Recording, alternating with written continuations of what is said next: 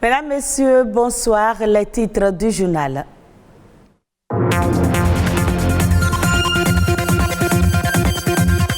Rage au Bénin, notamment sur le marché de l'ameublement. L'achat des meubles usagés importés a pris le pas sur les meubles locaux. On parlera dans cette édition du glaucome, cette maladie des yeux qui entraîne la destruction progressive du nez et qui peut aboutir à la cécité.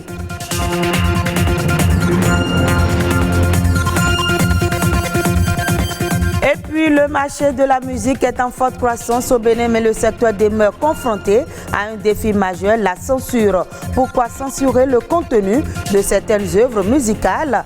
La réponse à suivre.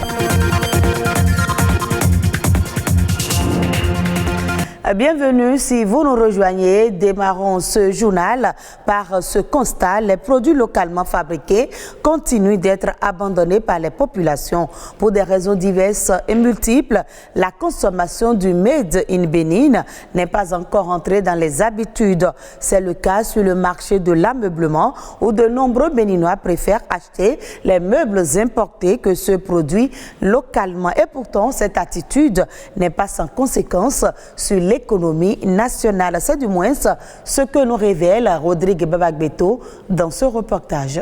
Il faut au moins 180 000, 200 000 euros à moi. Isidore est menuisier et est à ce jour dans sa 47e année de profession. Un métier qui aujourd'hui lui laisse un goût de plus en plus amer et pour cause, la préférence des Béninois pour les meubles usagés importés. On ne vend plus comme on le devrait. On est obligé de revoir les prix à la baisse. Depuis que j'ai commencé ce métier, on vend les lits entre 25 et 30 000 et c'est toujours au même prix actuellement. Si c'est trop, c'est 40 000.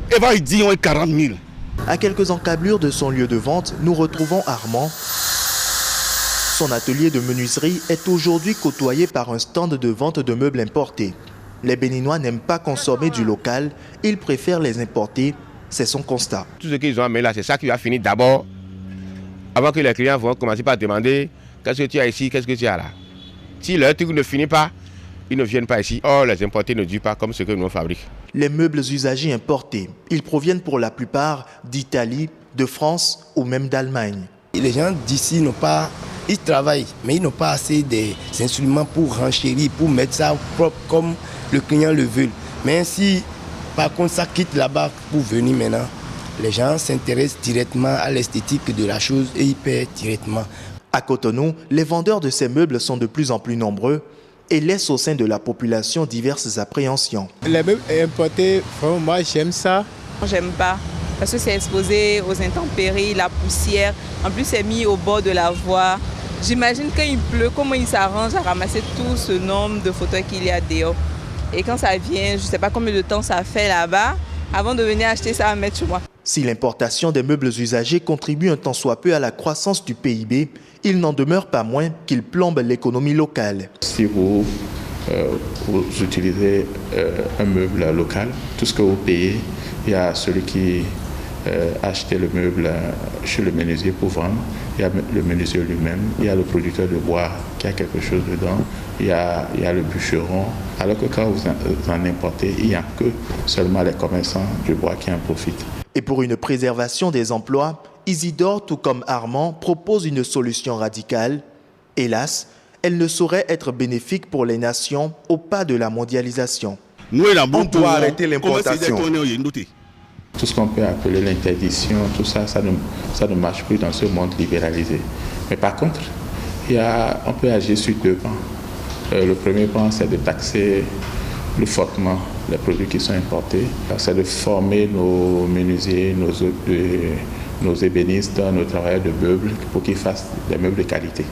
Autant de mécanismes que le Bénin pourrait rajouter à celui faisant état de la présence de 60% de meubles locaux dans les administrations. Je l'annonçais dans les titres, parmi les maladies qui peuvent toucher l'œil, il y a le glaucome, un mal silencieux qui a un taux de prévalence de 4% en Afrique. Mais qu'est-ce qui cause cette maladie et comment peut-on l'éviter? La réponse, c'est dans ce reportage.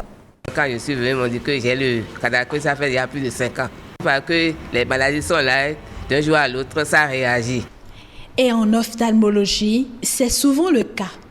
Comme la cataracte, le glaucome de forme chronique est une maladie oculaire qui évolue en silence. C'est une détérioration de la tête du nerf de la vision, le nerf optique, associé à un rétrécissement du champ de vision. La cause du glaucome, c'est une fermeture ou bien un rétrécissement du filtre qui permet au liquide donc de circuler. Ce liquide est appelé l'humeur aqueuse, une substance produite au niveau de l'œil. Pour comprendre son lien avec la maladie, il faut retourner au circuit d'évacuation du liquide. Il y a un filtre ici qui permet à ce liquide de sortir. Lorsque le filtre est bouché, en fait, le liquide ne passe plus. Le liquide s'accumule forcément, donc ça crée une hyperpression de l'œil. L'hyperpression de l'œil est due à plusieurs facteurs prédisposants et quelquefois héréditaires. L'hypertension et le diabète, la drépanocytose, etc., qui agissent sur l'œil, favorisent la destruction de l'œil. Lorsque donc les parents ont souffert de glaucome, le risque, quelquefois, est multiplié par plus de 10, donc chez les enfants. Les enfants devraient donc, en dehors de tout symptôme, consulter un ophtalmologue. Lorsque le dépistage est fait tardivement, le mal est souvent à un stade avancé. Lorsque ça commence par se manifester, déjà c'est trop tard. Donc pas la moment de petites douleurs et puis un flou visuel et puis ces petits signes qui amènent le patient à consulter. Chez ce patient venu en consultation, le glaucome a été détecté il y a plus de 20 ans sur les 2 yeux. La cataracte, j'ai été opéré 2 fois ici. Je suis suivi aussi pour le glaucome, c'est-à-dire la tension sur l'œil. Le même docteur qui m'a suivi et ça s'améliore. L'œil gauche, je vois très bien et je lis parfaitement. La lecture correcte, un avantage dont ne peut jouir le sujet glaucomateux que si le mal est dépisté à temps. Une fois la destruction du nerf entamée, c'est irréversible. Il n'y a pas un traitement donc, qui puisse faire renaître le nerf. Il faudrait suivre scrupuleusement le traitement prescrit par le médecin et puis aussi les surveillances pour que le nerf, le peu qui reste, puisse être sauvegardé et rester longtemps. Le sport et la consommation de certains fruits comme la carotte sont des éléments qui assurent une bonne santé de l'œil. Toutefois, une consultation chez le spécialiste une fois par an, en dehors de tout symptôme, reste l'idéal. Contribuer à l'éducation et à l'épanouissement de la jeunesse, c'est également le rôle des artistes chanteurs. Mais aujourd'hui, force est de constater que beaucoup d'entre eux composent des chansons avec des contenus moins instructifs et vulgaires. Auguste Amboussou est un manager d'artistes et il nous décrit la situation tout en proposant quelques solutions pour la visibilité des œuvres musicales béninoises. La censure, c'est l'interdiction de diffusion publique d'une œuvre musicale. Ça varie selon les pays, ça varie selon les télévisions, selon le contenu, les thématiques à développer. Si le producteur a opté pour que l'artiste n'apporte que sa voix pour de la dépravation afin qu'il puisse trouver son compte, personne ne peut empêcher parce que le producteur sait déjà où vendre ces genres de produits. Composer une chanson, c'est thèse, antithèse et synthèse. C'est comme un sujet de rédaction que vous développez. Mais vous pouvez peut-être parler du sexe, l'importance. Mais quand vous allez trop dans le sexe, ce que ça donne, et qu'à partir d'un certain moment, les maladies que cela peut causer. Si quelqu'un qui chante comme ça le sexe est accepté d'office, parce qu'on a un contenu.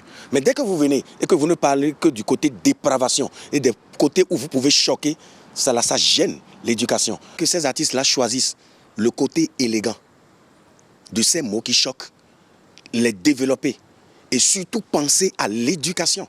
ne pas choquer les sensibilités, de ne pas oublier que les enfants sont les relèves de demain et il faut quand même les éduquer et ne pas leur permettre d'aller vers une certaine dépravation pour se faire davantage aimer. Parce que ceux qui choquent n'ont pas tout le monde avec eux, ils ont peut-être une partie des populations avec eux. Au Niger, les autorités annoncent un projet de modernisation de la capitale Niamey d'un coût global de 1 800 milliards de francs CFA. Ce projet est mis en œuvre sur une durée de 8 ans. Il comporte entre autres la construction de villes nouvelles de Niamey sur 1050 hectares, l'éclairage public moderne, la construction d'une zone franche de 200 hectares et de logements sociaux sur 50 hectares. L'objectif est de régler un certain nombre de besoins des Nigériens. Ce projet va contribuer à booster le tourisme, la croissance et la création d'emplois pour les jeunes. Les autres informations à l'international, c'est dans Eco Inter, présenté par Patrick Adjagbodjou.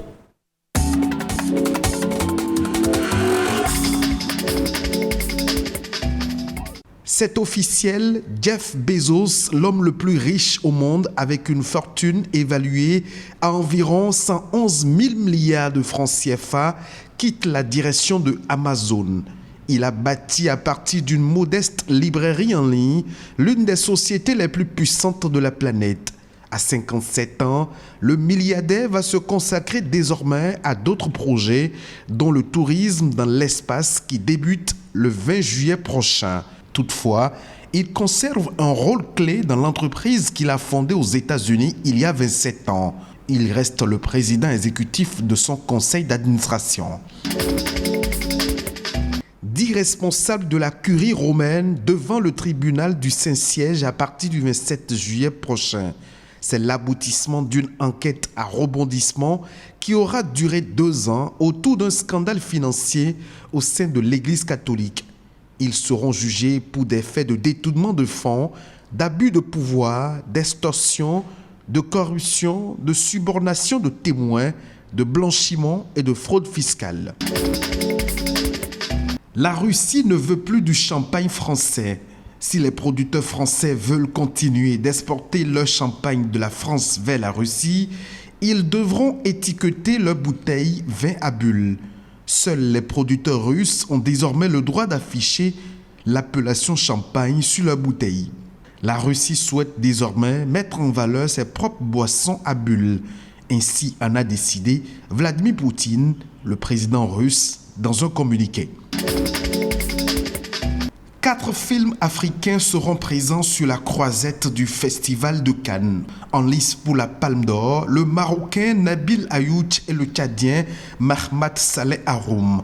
Autre nouveauté pour cette édition 2021, l'écologie. Les organisateurs du Festival de Cannes décident de passer à une vitesse supérieure en matière de défense de l'environnement.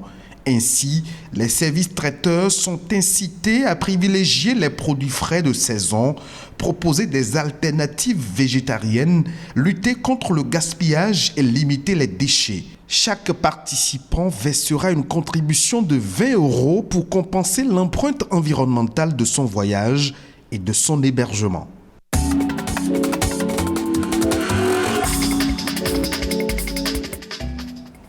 Retrouvez ce journal sur le site de l'ORTB, www.ortb.bj. Merci à vous de nous avoir suivis et très bonne suite des programmes de BB24.